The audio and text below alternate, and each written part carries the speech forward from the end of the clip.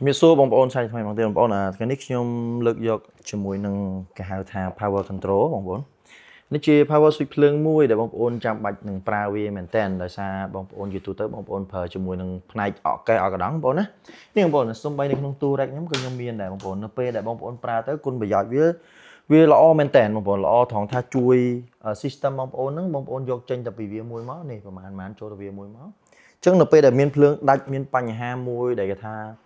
ដាច់ដោយមើលមិនឃើញមានបញ្ហាមួយដែលវារបូតខ្សែរបូតដូចអីហ្នឹងបងប្អូនប្រើវាហ្នឹងវាជួយត្រង់ថាពេលដែលបងប្អូនដាច់ភ្លាមបើសិនជាគេច្រឡំបុកភ្លើងមកវិញគឺវាអត់មកភ្លាមទេបានន័យថាវាជួយបងប្អូននៅចំណុចហ្នឹងជាមួយខ្ញុំសាកដោតបងប្អូនណាឥឡូវខ្ញុំដោតចូលបងប្អូនឃើញទេបាទឥឡូវខ្ញុំដោតហើយខ្ញុំនឹងដកភ្លាមបងប្អូនមើលអូខេបងប្អូនឃើញខ្ញុំដោតហើយឃើញបងប្អូនឃើញភ្លើងឡើងបងប្អូនណាបាទភ្លើងឡើងហើយសម្រាប់ភ្លើងនេះគឺឡើងទៅតាមបាទគេហៅថាវ៉ាត់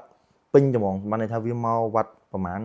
240វ៉ាត់គឺ240វ៉ាត់220 230 230អញ្ចឹងបងប្អូនណាហើយយើងទិញទៅយើងបានជាមួយនឹងដោយមានពលឺភ្លើងនេះមួយដែរបងប្អូនណាបាទនេះបងប្អូនអញ្ចឹងបងប្អូនអាចប្រើទៅអាចមើលអីអញ្ចឹងទៅបាទ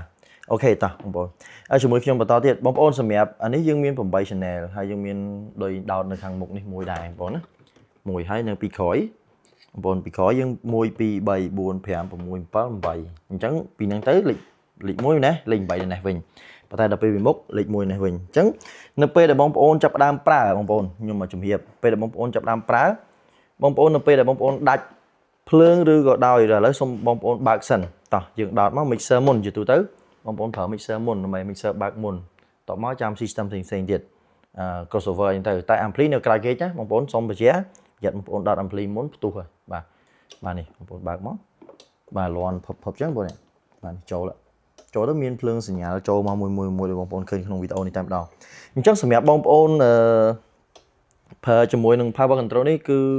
យើងប្រើយ៉ាងល្អតិចទៅតម្លៃយើងក៏ខ្ពស់គួរសមដែរប៉ុន្តែសមត្ថភាពវាស្តង់ដារបងប្អូនណាអញ្ចឹងបើសិនជាបងប្អូនប្រើអញ្ចឹងទៅពេលបងប្អូនបិទបើកបាទបងប្អូនបិទអញ្ចឹងក៏បិទទៅតាមដំណើរដែរបងប្អូនឃើញទេ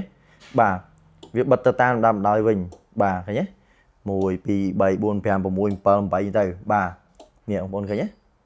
បិទតាមដំណើរចុះបើខ្ញុំបើកវិញបងប្អូនឥឡូវយើងបើកទាំងអស់គ្នាឥឡូវពេលដែលយើងបើកជាមួយនឹងpower control នេះហើយវាឡើងពេញហ្នឹងបងប្អូន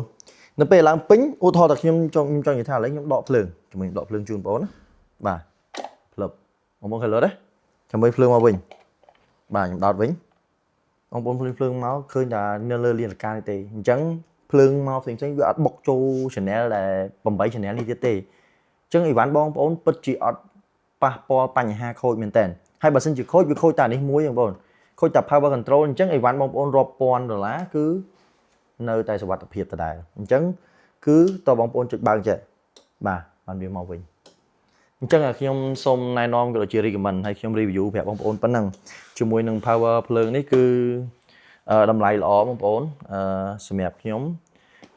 លក់ជូនបងប្អូនត្រឹមតែ$100ទេតម្លៃពេញ120បងប្អូនយកគឺ$100ណាបងប្អូនណាអញ្ចឹងបងប្អូនត្រូវការអាចតាក់ទងពួកខ្ញុំបានជាមួយតម្លៃពិសេសបាទ power control នេះគឺពិសេសសម្រាប់បងប្អូនយកទៅប្រើប្រាស់មិនថាបងប្អូនប្រើខ្នាតតូចខ្នាតធំឬក៏លក្ខណៈគ្រួសារបងប្អូនគួរតែមានល្អមែនតើបាទអរគុណបាទសម្រាប់ទស្សនាវីដេអូនេះបាទបាយបាយ